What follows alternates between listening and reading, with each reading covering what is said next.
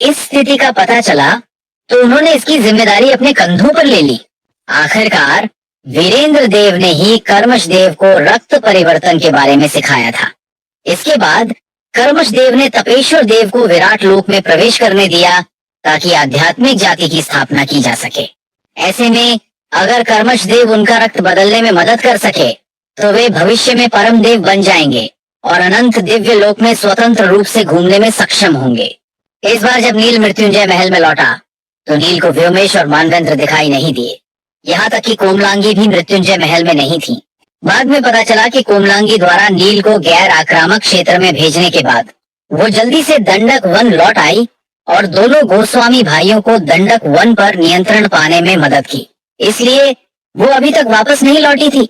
दंडक वन पर कब्जा करने के लिए नकुल देव के पास शायद पहले से ही एक योजना थी, इसीलिए कर्मश देव ने भी हस्तक्षेप करने की योजना नहीं बनाई थी। इस समय सबसे महत्वपूर्ण बात यह थी कि नील अपनी माँ से मिल सके और अपनी साधना में सफलता प्राप्त कर सके। नील 3 दिनों तक मृत्युंजय महल में रहा।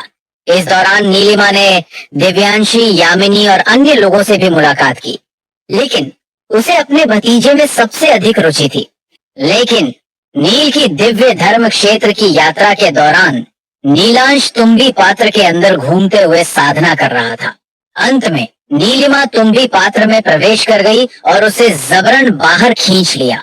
नीलांश के चरित्र के अनुसार वो अपनी बुआ से कुछ लाभ प्राप्त करने का मौका नहीं छोड़ता, लेकिन जब नीलिमा ने नीलांश को तुम्बी पात्र से बाहर निकाला तो वो बहुत आज्ञाकारी था। उसने अपनी बुआ की अवज्ञा करने की हिम्मत नहीं की। आखिरकार नीलिमा और नीलांश एक परिवार से ही थे, इसलिए उसने भी नीलांश को सबक सिखाने में कोई कसर नहीं छोड़ी। तुम्बी पात्र की दुनिया में उसने उसे अच्छा सबक सिखाया, इसलिए वहां से बाहर निकलने के बाद नीलांश भी बहुत शांत हो गया। 3 दिन बाद जब कर्मश देव नील के साथ जाने की तैयारी कर रहे थे, तभी अचानक दंडक वन से एक लाल रोशनी आकाश में चमक उठी। मृत्युंजय महल में मौजूद लोगों ने उसे साफ देखा। वो लाल रोशनी किसी चक्रवात की तरह ऊपर उठ रही थी और उसमें भयानक शक्ति समाहित थी। कुछ ही देर बाद एक तेज गर्जना सुनाई दी। ध्वनि की तीव्रता को देखते हुए ये मृत्युंजय महल से 20,000 मील दूर होना चाहिए। वो दंडक वन का केंद्र है, कर्मश देव ने भौहें चढ़ाते हुए कहा। ये सुनकर नील की आंखें चमक उठीं और उसने चिंता भरे स्वर में पूछा, क्या ये व्योमेश और मानवेंद्र भाई के कारण हो रहा है? हाँ, जवाब में कर्मश देव ने सिर हिलाते हुए कहा। शायद वे एक महत्वपूर्ण क्षण पर पहुंच गए हैं। क्या हमें भी उनकी मदद करनी चाहिए? नील ने फिर से पूछा। ये सुनकर कर्मश देव ने अपना सिर हिलाते हुए कहा, तुम्हारा मामला अधिक महत्वपूर्ण है। लेकिन वे, नील ने असहाय होकर कहा, गुरुदेव और अन्य लोगों ने पहले ही असफलता की संभावना पर विचार कर लिया है, इसीलिए तुम्हें इस बारे में चिंता नहीं करनी चाहिए। कर्मश देव ने नील को घूरते हुए कहा। इस समय नील के चेहरे पर बेबसी साफ झलक रही थी, लेकिन कर्मश देव की जिद करने के कारण वो कुछ नहीं कह पाया। लेकिन आवाज के कुछ ही देर बाद एक सफेद रोशनी की किरण मृत्युंजय महल की ओर उड़ती दिखाई दी। वो खुद व्योमेश था। इस समय व्योमेश का शरीर चोटों से भरा हुआ था। उसका आधा कान गायब था और उसका एक हाथ भी जलकर काला पड़ गया था। मृत्युंजय महल में भागते हुए व्योमेश ने कर्मश देव और नील को देखा और थोड़ा हैरान हुआ। कर्मश भाई, बहुत समय बाद मुलाकात हो रही है। फिर उसने चिंता से पूछा, परिणाम कैसा रहा?